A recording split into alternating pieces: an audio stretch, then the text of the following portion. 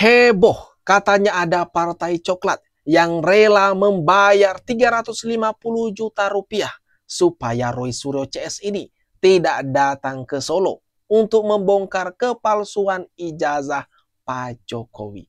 Adakah kalian percaya, teman-teman, pengakuan rombongan orang-orang ini? Dokter Tifa juga lagi-lagi sekarang mulai tak ragu, teman-teman, main ngancam-ngancam segala. Waduh. Gimana nih menurut kalian? Ini dia videonya, mari kita tonton. Masyarakat itu ada di belakang kami, ada bersama kami, bukan di belakang kami, mendukung kami.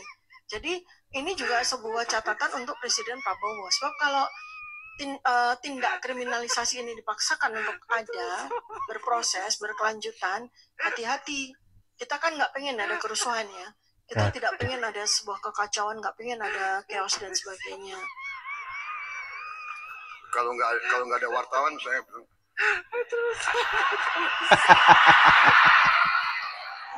Ini gimana nih, teman-teman?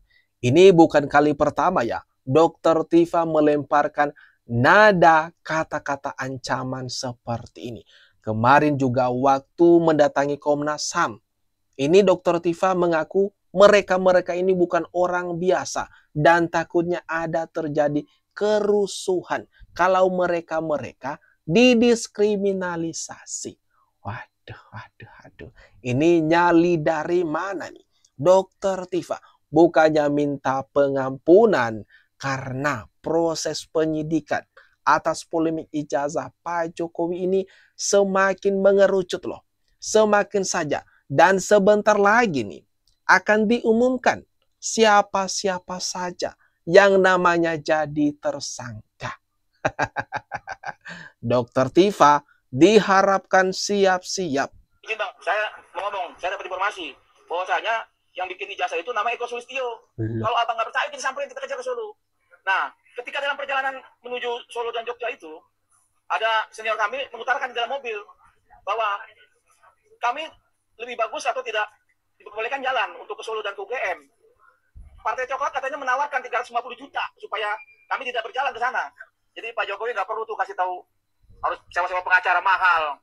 Nah ini ya pengakuan mereka. Katanya mereka mau ke Solo. Ternyata ada partai coklat yang membayar mereka, katanya rela membayar 350 juta supaya tim daripada Tifa CS ini tidak membongkar ijazah Pak Jokowi datang ke Solo. Dan anehnya nih teman-teman, ada perbedaan lagi tudingan mereka terhadap ijazah Pak Jokowi. Kalau kemarin mereka ini menudingnya ijazah Pak Jokowi itu dicetaknya di Pasar Pramuka Pojok yang ada di Jakarta. Dan pemiliknya itu tudingan mereka adalah Prof. Paiman Raharjo. Nah sekarang berubah lagi. Rupanya ini dari pengakuannya ada di Solo. Dan namanya tadi disebutkan siapa itu pencetak ijazah Pak Jokowi. Sekarang giliran Eko Sulistyo. Nah itu dia. Eko Sulistyo yang di Solo disebut bikin ijazah Pak Jokowi. Jadi yang mana yang benar ini? Ini gimana nih teman-teman menurut kalian? Kenapa harus UGM bang yang di tempatnya bang? Ya karena latarnya adalah 3 orang ini ya. Trio RRT itu adalah alumni UGM. Dan mereka punya motif ingin mengembalikan marwah kampus mereka agar tidak lagi tercoreng karena ada dugaan salah satu alumninya bermasalah. Dan ini akhirnya kan akan menjadi seperti pepatah lama ya. Tinta setitik rusak air susu sebelanga. Jokowi yang setitik rusak alumni UGM seluruhnya. Waduh. Dokter Tifa, Roy Suryo, dan Dokter Rismond ingin mengembalikan nama baik UGM gara-gara Jokowi menggunakan ijazah palsu mengatasnamakan UGM. Waduh, ini gimana nih teman-teman? Klaim-klaim daripada Ahmad Khozinuddin menarasikan seolah-olah apa yang mereka lakukan itu adalah untuk mengembalikan nama baik, martabat, dan marwah daripada UGM. Kok percaya diri banget ya? Padahal mereka jelas-jelas sering merendahkan, mengata-ngatai UGM. Mereka sendiri loh yang kesannya ini membuat citra dan marwah martabat UGM itu tercemar gara-gara ulah-ulah daripada orang-orang ini. Tapi kok berani sekali mengatakan kalau Pak Jokowi lah yang mengotori UGM. Benar bahwa buku ini sebenarnya hanya sebagai alat untuk dalam tanda petik mungkin propagandanya Roy Suryo dan teman-teman, sehingga jauh dari ekspektasi publik bahwa buku ini sebenarnya akan menyuguhkan lembar-lembar akademik yang kemudian menjadi bukti otentik dari kasus yang dihadapinya. Begitu ya Bang ya? Ya, saya melihatnya seperti itu. Lebih kepada propaganda ke publik. Ya, lebih kepada berusaha seolah-olah narasi yang mereka bangun selama ini berusaha dibenarkan ya melalui buku yang mereka launching ini. Tetapi sekali lagi saya sampaikan bahwa saya tidak yakin karena publik juga sudah melihat, sudah mendengar apa yang mereka sampaikan, dan kalau ini memang benar semacam kompilasi, artinya itu juga misalnya ya, itu berbicara tentang, walaupun ini teknis, tapi saya juga telah mendengar ya dari katakanlah ahli-ahli yang juga paham tentang ini. Saya sebut saja misalnya Joshua Sinambela, misalnya berbicara tentang Times New Roman. Begitu banyak skripsi tahun 80-an ya di UGM itu, hampir dari seluruh fakultas, bahwa memang sama ya secara huruf ya, hampir sama atau sama dengan skripsinya Pak Jokowi. Nah, ini gimana teman-teman mengenai buku yang diterbitkan oleh trio RRT, Rismon, Roy Suryo, dan Tifa. Buku Roy Suryo, buku propaganda, isinya itu saja. Seberapa setuju nih kalian mengenai buku yang diterbitkan oleh mereka? Isinya itu propaganda. Waduh.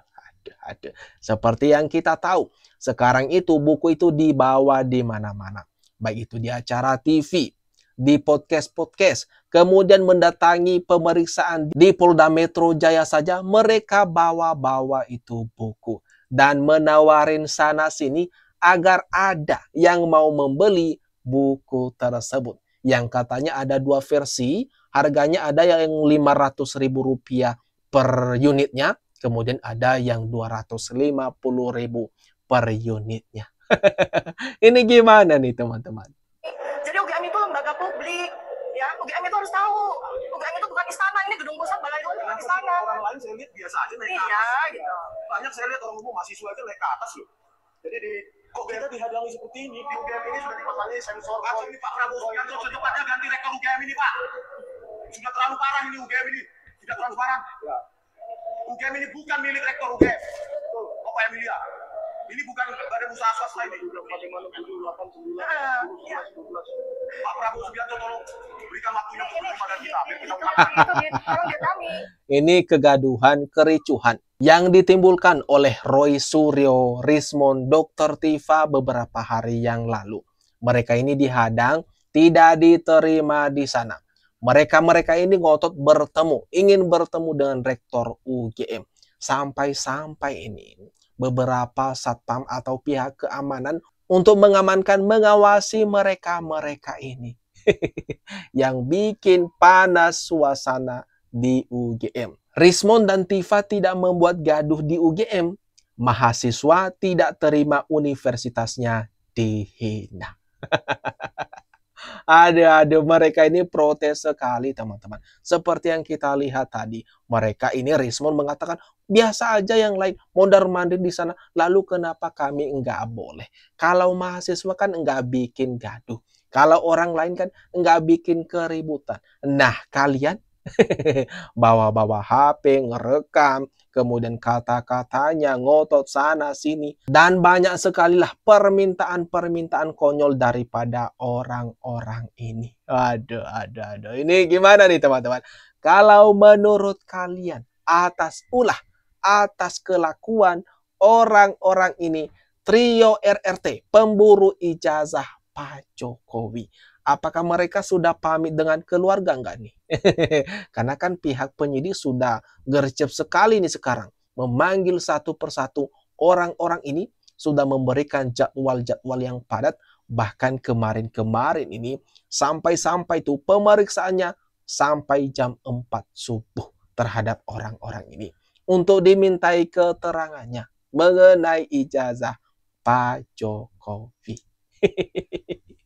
Benar ya, sekarang dipastikan ini. Orang-orang ini, tim pemburu ijazah Pak Jokowi pada ketar-ketir. Awas saja, jangan sampai mengikuti jejaknya Egy Sujana kabur ke luar negeri. Harus tanggung jawab ya. Ini gimana nih teman-teman? Kalau menurut kalian, jangan lupa ya tinggalkan komentar terbaikmu di kolom komentar yang ada di bawah ini.